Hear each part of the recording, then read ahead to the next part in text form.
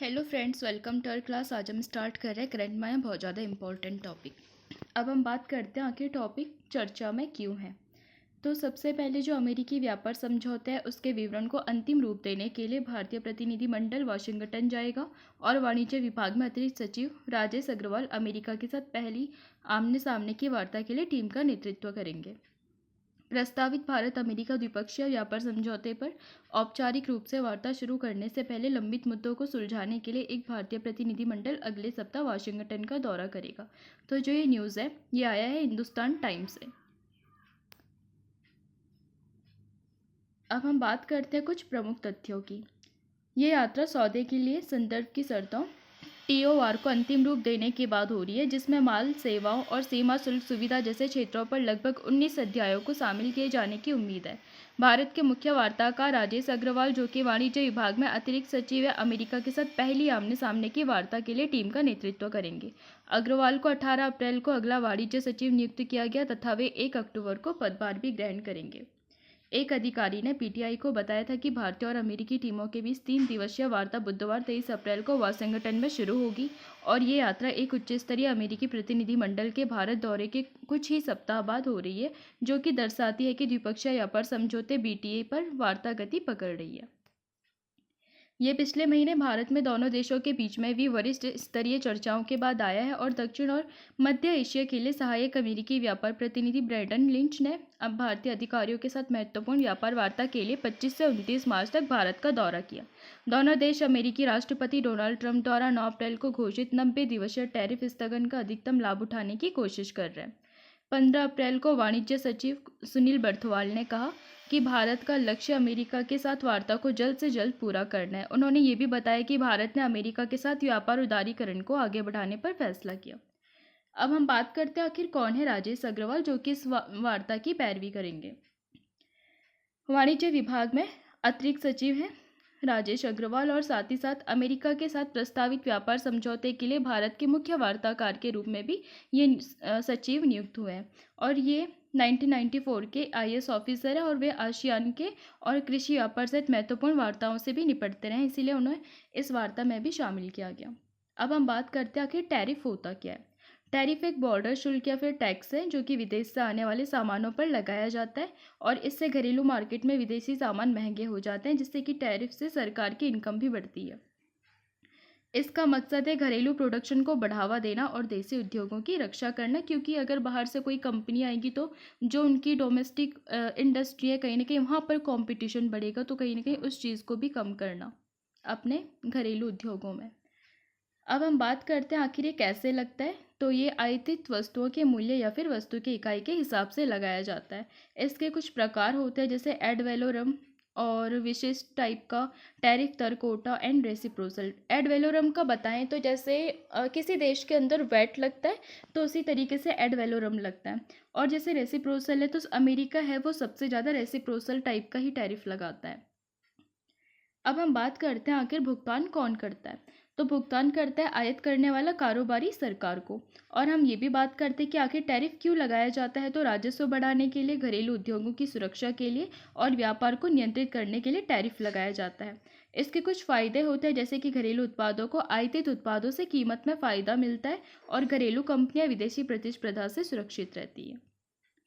इसके कुछ नुकसान भी हैं जैसे कि विदेशी कंपनियों के लिए उस देश में उन वस्तुओं को बेचना मुश्किल हो जाता है और टैरिफ की वजह से मुद्रास्फीति, व्यापारिक साझेदारों की ओर से जवाबी कार्रवाई और आर्थिक गिरावट हो सकती है। इसके कुछ अन्य तथ्य भी है जैसे कि टैरिफ को विदेश नीति के विस्तार के रूप में भी इस्तेमाल किया जाता है और जो टैरिफ है वो सरकारी आय में अहम योगदान भी देती है।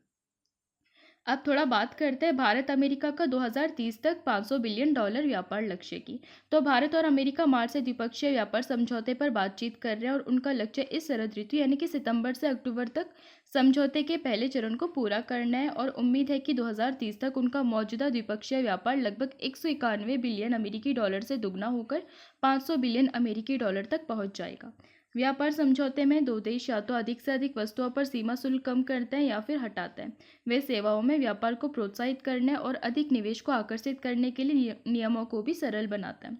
अमेरिका कुछ औद्योगिक वस्तुओं, इलेक्ट्रिक वाहनों, वाइन, पेट्रोकेमिकल्स, डेयरी और सेब, ट्री नट्स और अल्फा अल्फा घास जैसे कृषि उत्पादों जैसे क्षेत्रों में टैरिफ रियायतों की मांग कर रहा है। और दूसरी ओर भारत परिधान, कपड़ा, रत्न और आभूषण, चमड़ा, प्लास्टिक, रसायन, तिलहन, झींगा और बागवानी उत्पादों जैसे श्रम गहन क्षेत्रों पर कम शुल्क लगाने पर जोर दे सकता है।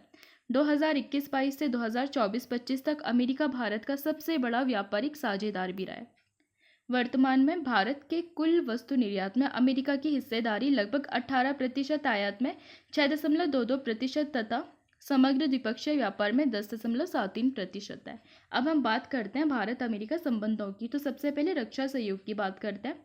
तो भारत को प्रमुख रक्षा साजो सामान यानी कि MDP का आधिपत्य शामिल है और STA-1 में उच्च प्रौद्योगिकी रक्षा व्यापार में सुविधा होगी, जिसमें F-35 एफिशिएंसी संस्करण तक का अभिगम भी शामिल है। ऑटोनॉमस सिस्टम्स इंस्टीट्यूट अलायंस यानी कि ASIA और एंड्रिल इंडस्ट्रीज एंड महिंद्रा ग्रुप और L3 हैरिस भारत इलेक्ट्रॉनिक्स के बीच में एक एक्सेप्ट AI संचालन रक्षा कंपनियां भी उपलब्ध हैं। जेवलिन मिसाइलों और स्ट्राइकर मिसाइलों यानी कि जो वर्ष 2025 की खरीद और विशेषता है ट्राइगल ट्रायम्फ त्रिसेवा अभ्यास है, तो उसमें आदिम अंतर संचलन क्षमता को भी चित्रित किया गया।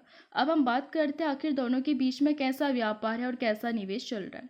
तो दोनों देशों का लक्ष्य 2030 तक लघु व्यापार को दोगुना करके $500 तक बेचना है, जिसमें बाजार अभिगम, टैरिफ और आपूर्ति श्रृंखला समूह दोस्ती की जैसे कि दोस्ती का समाधान करना भी शामिल है।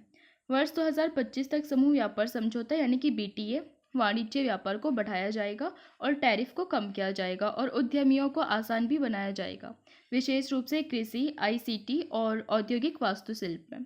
भारत ने बॉर्बन मोटरसाइकिल और ICT ऑटोमोबाइल्स पर टैरिफ कम किया, जबकि अमेरिका ने भारतीय आम, अनार और डेयरी उत्पादों तक बाजार अभिगम में सुधार किया है।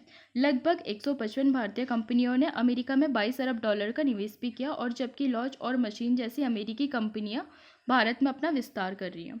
अब हम बात करते हैं ऊर्जा क्षेत्र में दोनों का कैसा सहयोग है और कैसे संबंध है। अमेरिका भारत को कच्चा तेल, LNG और पेट्रोलियम उत्पादों का प्रमुख आपूर्तिकर्ता बन गया है और अमेरिका भारत ऊर्जा सुरक्षा संयुक्त वर्ष 2025 में नाइजीरिया कार्बन व्यापार परमाणु ऊर्जा एजेंसी पर केंद्रित है, जिसमें भारत अंतर्राष्ट्रीय ऊर्जा एजेंसी यानी कि IEA के पूर्ण सदस्य के रूप में शामिल होने की तैयारी भी है। जनवरी-नवंबर 2024 के दौरान भारत ने अमेरिका से 5.12 मिलियन टन LNG आयात किया, जो कुल LNG आयात का 20% भी है। अब हम बात करते हैं आखिर प्रौद्योगिकी के क्षेत्र में दोनों के संबंध कैसे हैं।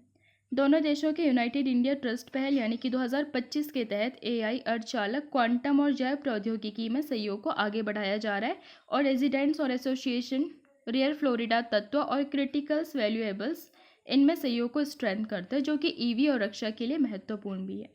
इंडस इनोवेशन वर्ष 2025 मंच निजी क्षेत्र के नव प्रवर्तन को बढ़ावा देता है और रक्षा प्रौद्योगिकी सहयोग के लिए इंडस एक्स को भी बढ़ावा देता है। और साल 2023 में माइकन ने भारत में चिप इंफ्रास्ट्रक्चर में $825 मिलियन तक के निवेश की पुष्टि भी की थी। अब हम बात करते हैं अंतरिक्ष के क्षेत्र में दोनों के बीच में कैसे संबंध है। तो भारत और अमेरिका में मानव अंतरिक्ष उड़ान और ग्रहों में नासा इसरो के साथ मिलकर अंतरिक्ष सहयोग को बढ़ावा दिया जा रहा है। और निसार सैटेलाइट जो कि 2024 में लॉन्च की गई थी, मतलब पृथ्वी पर होने वाला एक ऐसा समूह है जो डिजिटल मार्केटिंग में सहायता प्रदान करता है। और अंतर्राष्ट्रीय अंतरिक्ष स्टेशन ISS का दौरा करने वाले भारतीय अंतरिक्ष यात्री को वर्ष 2025 में नासा इसरो XIOM मिशन 4 पर भी भेजा गया था। नासा के साथ आर्टेमिस एक्रिएट यानी कि 2023 में भारत का प्रवेश प्रगाढ़ घटता को दर्शाता है और अमेरिका भारत के गगनयान मानव अंतरिक्ष उड़ान मिशन का भी समर्थन कर रहा है। अब हम बात करते हैं दोनों के बीच के रणनीतिक संबंधों की। रणनीतिक हिंद प्रशांत क्षेत्र में प्रमुख साझेदारों के रूप में भारत और अमेरिका में चीन की आक्रामकता का मुकाबला एक स्वतंत्र, खुले और नियम आधारित हिंद प्रशांत क्षेत्र के लिए किया जाता है और प्राकृतिक आपदाओं के समय नागरिक मोचन को समर्थन देने के लिए साझा एयरलिफ्ट कैपेसिटी और अंतर संचालन क्षमता में सुधार के लिए समुद्री जहाज़ों पर वैश्विक ध्यान आकर्षित भी किया जा रहा है दोनों देशों की तरफ से। प्रोडक्ट क्रिटिकल और इमर्जिंग टेक ग्रुप दर्शन अवसंरचना, व्यापार और डिजिटल उत्पादों को बढ़ावा भी देता है। नवंबर 2023 में घोषित बहुराष्ट्रीय अमेरिकी नेतृत्व वाली कैनिंग्ड मैरीटाइम फोर्सेस यानी कि CMF, इसमें भारत की पूर्ण सदस्यता, भारत सामुदायिक अधिकार में एक बड़ा बदलाव भी आया है। अब हम बात करते हैं दोनों देशों के बीच में कैसा जनसंपर्क है और साहित्य संबंध कैसे कैसे। भारतीय अमेरिकी समुदाय अनुमानित संख्या वर्ष 2023 में 5 मिलियन तक हो जाएगा। कई लोगों को पार कर सबसे प्रभावशाली अप्रवासी जनसंख्या में से ये एक बन गया। अमेरिका में 3.3 लाख से अधिक भारतीय छात्रों ने वर्ष 2024 तक वहाँ की अर्थव्यवस्था में महत्वपूर्ण योगदान दिया, जिसमें शिक्षा भी शामिल है। भारत में शिक्षा एवं कौशल विकास, सार्वजनिक कार्य समूह, ड्यूअल डिग्री और संयुक्त अनुसंधान एवं जापान सहायक को बढ़ावा दिया जा रहा है। आईआईटी काउंसिल एसोसिएशन और ऑफ अमेरिकन यूनिवर्सिटीज़ ने वर्ष 2023 में Indo US global challenges institute की स्थापना के लिए समझौता ज्ञापन पर भी हस्ताक्षर किया। तो इन सब संबंधों के बाद हम बात करते थोड़ा अमेरिका की जोग्राफिकल कंडीशन की। तो यहाँ पे आप देख रहे होंगे, यहाँ पे कनाडा है, इसके नॉर्थ में, और साउथ में है इसके मैक्सिको। एंड ये नॉर्थ अमेरिका वाली जो कॉन्टिनेंट है उसमें एक कंट्री है। तो कनाडा और मैक्सिको के बीच में आपको यहाँ पे दिख रहा होगा यूनाइटेड स्टेट। एंड यहाँ पे जो अलास्का वाला पार्ट है ये भी यूएस का ही पार्ट है। इसके जो वेस्ट साइड है वहाँ पे पैसिफिक ओशियन और ईस्ट साइड है अटलांटिक ओशियन। तो आपको जब इतना भी समझ में आ गया, तो इसके बावजूद भी भारत और अमेरिका संबंधों में कुछ चुनौतियां भी हमें देखने को मिल रही है। लाइक F1 वीज़ा जैसी जो चीज़ है, जिसमें कि भारतीयों के कई बच्चे ऐसे हैं कि मतलब जिनका F1 वीज़ा रद्द हो रहा है और उनको देश छोड़ने की बात भी की जा रही है। और इसके अलावा कुछ अन्य राजनीतिक या फिर रणनीतिक कारक है जिनकी वजह से दोनों के संबंधों में चुनौतियाँ बनी हुई हैं। तो अगर उन चीज़ों को सुलझा दिया जाए, और जैसे ऊर्जा के क्षेत्र में हो गया, अंतरिक्ष के क्षेत्र में हो गया, या फिर रणनीतिक क्षेत्र में हो गया, रक्षा के क्षेत्र में आदि में सहयोग बढ़ा करके इन दोनों के संबंधों को और भी ज़्यादा मजबूत बनाया जा सकता है। तो मुझे लगता है आज के लिए इतना काफ़ी है। हम मिलेंगे नेक्स्ट वीडियो में। अगर आपको पसंद आए तो लाइक कीजिए, शेयर कीजिए, सब्सक्राइब कीजिए, और जो चैनल का लिंक है वो आपको डिस्क्रिप्शन में मिल जाएगा। Thanks to watching.